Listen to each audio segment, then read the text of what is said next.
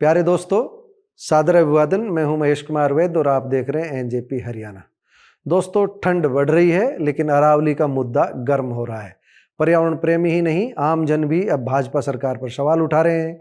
सबसे अधिक निशाने पर हैं केंद्रीय वन एवं पर्यावरण मंत्री भूपेंद्र यादव, लेकिन उन्होंने हर मंच पर अपना जवाब दिया है।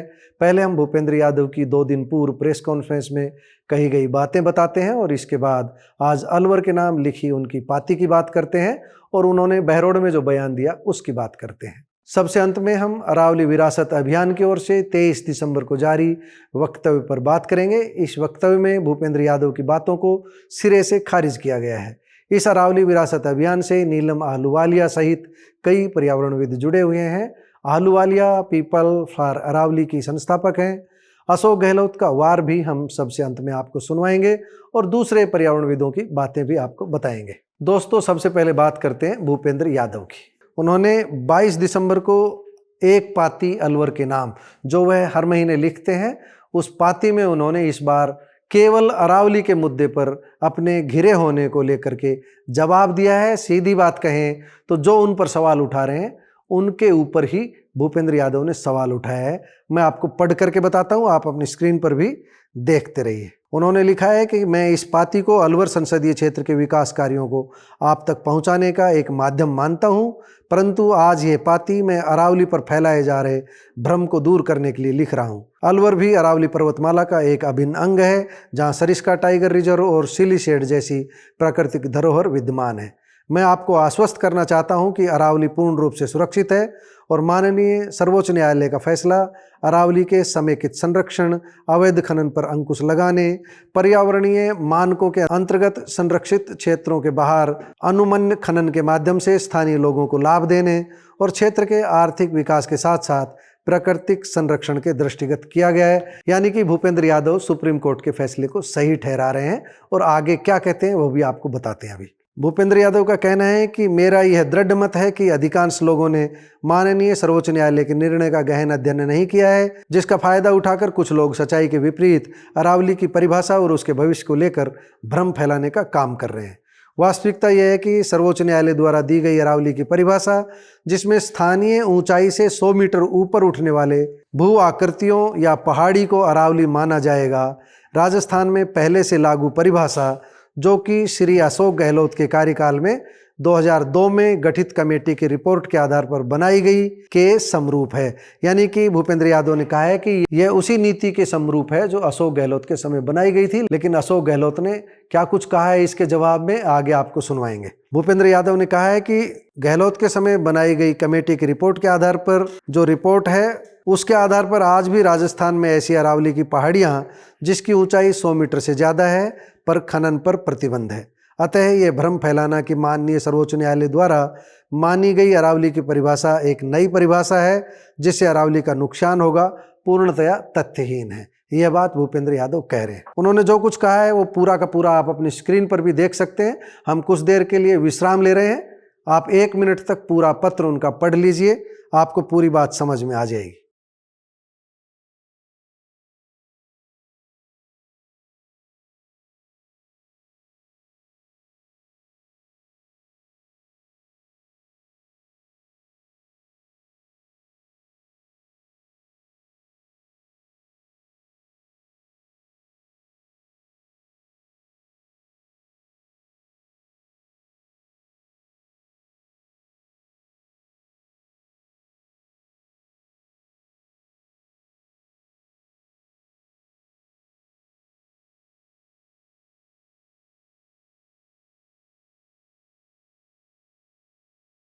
कुल मिलाकर भूपेंद्र यादव ने अपने पत्र में सीधे सीधे कहा है कि हमारा अलवर अरावली पर्वतमाला का एक अभिन्न अंग है, जहां सरिस्का टाइगर रिजर्व और सिलीशेड झील जैसी प्राकृतिक धरोहर विद्यमान है और इसके संरक्षण और विकास से हम कोई समझौता नहीं करेंगे।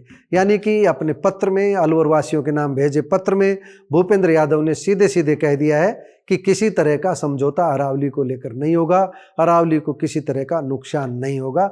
यह भूपेंद्र यादव ने अपनी सफाई में कहा है। अब भूपेंद्र यादव का जो प्रेस नोट है, जो 2 दिन पूर्व उन्होंने पत्रकारों से बातचीत की है, वह भी आपको बता देते हैं। सोमवार को केंद्रीय पर्यावरण मंत्री भूपेंद्र यादव ने अरावली पर जारी विवाद के बीच बड़ी प्रेस कॉन्फ्रेंस की और साफ कर दिया कि अरावली के मुद्दे पर भ्रम फैलाया गया है। इस मुद्दे पर पर्यावरण मंत्री ने जो कुछ कहा है वह संक्षिप्त में हम आपको बता देते हैं।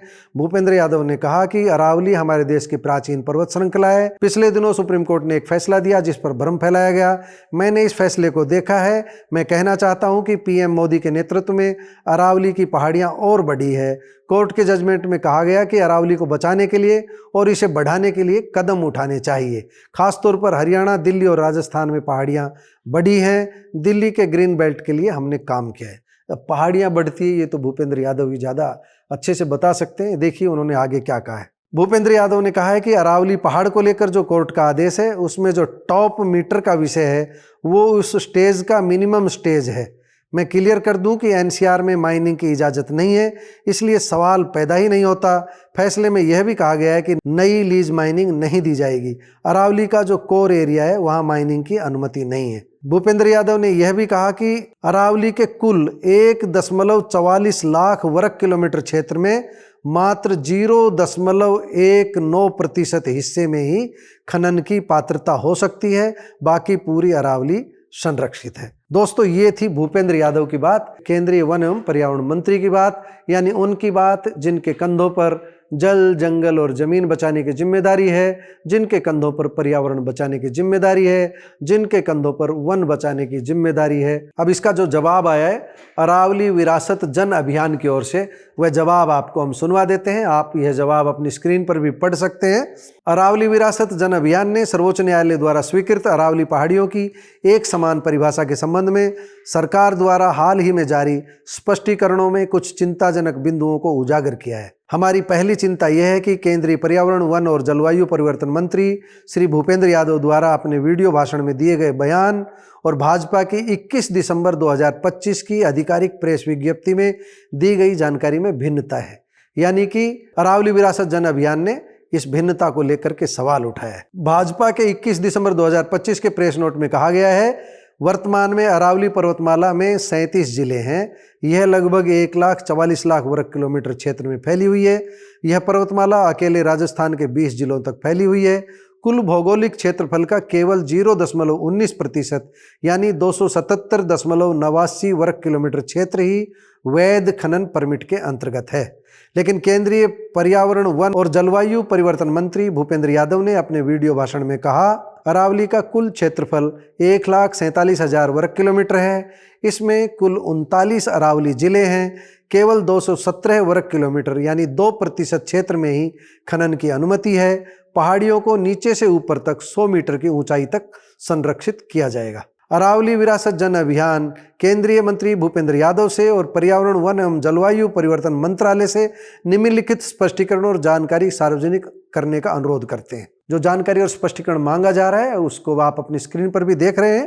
पहला स्पष्टीकरण यह मांगा गया है कि दिल्ली, हरियाणा, राजस्थान और गुजरात के 4 अरावली राज्यों में पर्यावरण, वन एवं जलवायु परिवर्तन मंत्रालय के अनुसार अरावली जिलों की वास्तविक संख्या और उनके नाम क्या हैं। दूसरा जवाब मांगा गया है कि एफएसआई यानी कि फॉरेस्ट सर्वे ऑफ इंडिया की परिभाषा के अनुसार अरावली पर्वतमाला में शामिल पहाड़ियों की कुल संख्या कितनी है। सर्वोच्च न्यायालय द्वारा 20 नवंबर 2025 को स्वीकृत 100 मीटर की नई परिभाषा के अनुसार अरावली पर्वतमाला में शामिल पहाड़ियों की संख्या कितनी है और दोनों परिभाषाओं के अंतर्गत अरावली पर्वतमाला का क्षेत्रफल कितना है। चूंकि एफएसआई के पास राजस्थान के 15 जिलों के आंकड़े पहले से ही उपलब्ध है, इसलिए नई 100 मीटर परिभाषा और एफएसआई परिभाषा के अनुसार पहाड़ियों और अरावली पर्वतमाला का कुल क्षेत्रफल कितना है।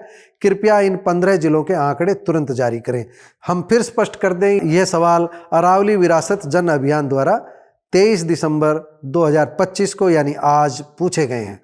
तीसरा सवाल है, क्या केंद्रीय पर्यावरण, वन और जलवायु परिवर्तन मंत्री यह आश्वासन दे सकते हैं कि अरावली पर्वतमाला में स्थित सभी पहाड़ियों की उनकी ऊंचाई चाहे कितनी भी हो सुरक्षा सुनिश्चित की जाएगी। सवाल ठीक है भूपेंद्र यादव जी, इसमें किसी तरह की दिक्कत नहीं होनी चाहिए और आपको कह देना चाहिए कि अरावली में खनन नहीं होगा चाहे कितनी भी ऊंचाई हो। सामान्य सी बात है। प्रेस विज्ञप्ति में कुछ अन्य सवाल भी उठाए गए हैं। हम 1 मिनट का विराम ले रहे हैं, आप पूरी प्रेस विज्ञप्ति पढ़ सकते हैं।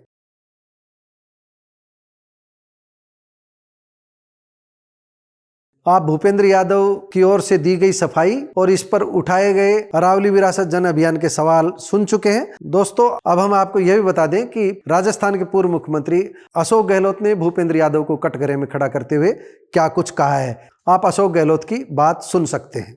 भूपेंद्र यादव जी, आप राजस्थान से हैं, आपका सम्मान करते हैं, परंतु जिस प्रकार से आप गुमराह कर रहे हैं पब्लिक को, 0.19% एरिया ही इफेक्ट होगा अरावली माइनिंग से, ये अपना आप में भ्रमित करने वाला आपका बयान है। कौन विश्वास करेगा आप पे? जिस प्रकार आपने सीसी को खत्म किया है, मेरा मुख्य आरोप आप पे ये है, सेंट्रल एम्पावर कमेटी जो 2002 में बनी थी, उसको आपने 21 साल बाद में 2023 में समाप्त कर दिया। वो कमेटी इतनी पावरफुल थी कि पूरे देश के जो एरियाज हैं, सब लोग एक कॉन्फिडेंस रखते थे उसके अंदर, और सीधी रिपोर्ट सुप्रीम कोर्ट को करती थी। दुर्भाग्य से आपने उस समिति को समाप्त कर दिया जो सीधी रिपोर्ट करती थी सुप्रीम कोर्ट को, और आपने वही सीसी नाम देके अपने भारत सरकार के पर्यावरण मंत्रालय की कमेटी बना दिया, जिसके पास कोई पावर नहीं है। वो रिपोर्ट देती है, नॉमिनेशन भी आप करते हैं, मेंबर रिपोर्ट देती है आपको, और आपके ऊपर है कि आप उस रिपोर्ट का क्या करें। उसी से शक पैदा हो गया कि आपकी मंत्रालय का, आप सबका जो है, जो विश्वास डगमगाना लग गया, क्योंकि एक ऐसी कमेटी थी वो, जो किसी की नहीं सुनती थी। उस कमेटी का आधार पे तो जनार्दन रेड्डी जी एक थे मंत्री कर्नाटका के, उनको जेल जाना पड़ा, सीबीआई ने अरेस्ट कर लिया। इतनी पावरफुल कमेटी थी, आपने उसी को समाप्त कर दिया, तब भी शक पैदा हो गया। और आपने जो अभी सरिस्का के साथ अन्याय किया है, सरिस्का का जो प्रोटेक्टेड एरिया, उसको आपने समाप्त करने के लिए जो चाल चली है, और जिस प्रकार से आपने आनंद फानन में जो क्रिटिकल टाइगर हैबिटेट था उसको जो बदलने का प्रयास किया, जिससे कि वहाँ माइनिंग शुरू हो सके। मैंने सुना था 50 माइन्स थी वहाँ पर, उसके कारण और लोगों को वहाँ कई तरह के संदेह पैदा हो गए। बल्कि एक इंडियन एक्सप्रेस की रिपोर्ट है कि मिस्टर राठौड़ नाम के व्यक्ति ने तो पीएमओ में शिकायत की थी कि बहुत बड़ा करप्शन हो रहा है यहाँ पर सरिस्का के अंदर। ये नौबत क्यों आई आपके रहते हुए? नौबत क्यों आई? 24, 25, 26 जून को, इसी 24, 25, 26 जून को 2025 के अंदर 3 दिन में ही राजस्थान वाइल्ड लाइफ बोर्ड ने रिपोर्ट बनाई, और नेशनल टाइगर प्रोजेक्ट की जो कमेटी होती है उसके अंदर ही पास हो गया। और उसके बाद में नेशनल वाइल्ड लाइफ बोर्ड जो है, उसने भी ठप्पा लगा दिया, सुप्रीम कोर्ट में पेश कर दिया। आप सोचिएगा, सुप्रीम कोर्ट ने जिस प्रकार कमेंट किए आपके ऊपर, आपके ऊपर मतलब आपकी मंत्रालय के ऊपर, 6 अगस्त को जो कमेंट किए हैं, वो एक प्रकार से आपको सोचना समझना पड़ेगा कि नौबत क्यों आई कि सुप्रीम कोर्ट ने आपको फटकार लगाई है बुरी तरह से, और उसको रोक दिया है। उसी से मालूम पड़ता है कि जो आरोप करप्शन के लगते थे और ज़्यादा पुख्ता हो गए। मैं भी राजस्थान का मुख्यमंत्री रहा हूँ 3 बार। मुझे मालूम है कि फॉरेस्ट के अंदर, पर्यावरण के अंदर जितने भी मामले होते हैं, उसमें दिन नहीं, महीने नहीं, कई बार ज़्यादा समय लग जाता है, साल लग जाता है, 2 साल लग जाता है उसकी कार्रवाई होने के अंदर। इतना स्ट्रिक्ट कानून है पर्यावरण के और फॉरेस्ट के और आपके माइनिंग के, और आप 3 दिन में पूरी फाइल चला करके रिकमेंड कर दिया सुप्रीम कोर्ट को। तो ये जनता इन बातों को समझती है, और कृपा करके आप भ्रम फैलाना बंद करें। आप और आपके मित्र राजेंद्र राठौड़ जो यहाँ पे राजस्थान के अंदर 6 पेज का आप प्रेस नोट जारी कर रहे हो अरावली को लेकर के। अरे 6 पेज का, अरे अगर तथ्य हो, सच्चाई हो, 1 पेज सफिशिएंट होता है, 1 पेज ही। तो 6 पेज में आपका कदम देखा कि प्रेस नोट आ रहे हैं, इसलिए मतलब आप गिल्टी कॉन्शियस है और जनता आपको माफ नहीं करेगी। धन्यवाद। दोस्तों, आपने अशोक गहलोत की बात सुनी। अगर हम सबकी बात सुनवाएंगे तो ये विषय काफ़ी लंबा चला जाएगा। आज गुरुग्राम से लेकर जयपुर तक, जयपुर से लेकर इससे आगे तक हर जगह अरावली बचाओ को लेकर मूवमेंट चल रहा है, सेव अरावली को लेकर मूवमेंट चल रहा है। कल 22 दिसंबर को रेवाड़ी के लोगों ने भी ज्ञापन देने का प्रयास किया। हालांकि हमें बताया गया कि यह सुप्रीम कोर्ट का आदेश है, इस बारे में हम ज्ञापन स्वीकार नहीं कर सकते। ये रेवाड़ी के किसी अधिकारी ने बताया और जो लोग ज्ञापन देने गए थे उनसे हमारी बात हुई थी। दोस्तों, आपने सभी पक्षों को सुना है, भूपेंद्र यादव को भी सुना है और उनकी बात का विरोध कर रहे संगठन के तर्कों को भी सुना है। आप कमेंट बॉक्स में जाकर हमें बताइएगा जरूर, आप किन के तर्कों से अधिक सहमत हैं, किन के तर्कों को सही मानते हैं। कमेंट बॉक्स में जाकर बताइएगा जरूर। नमस्कार, धन्यवाद।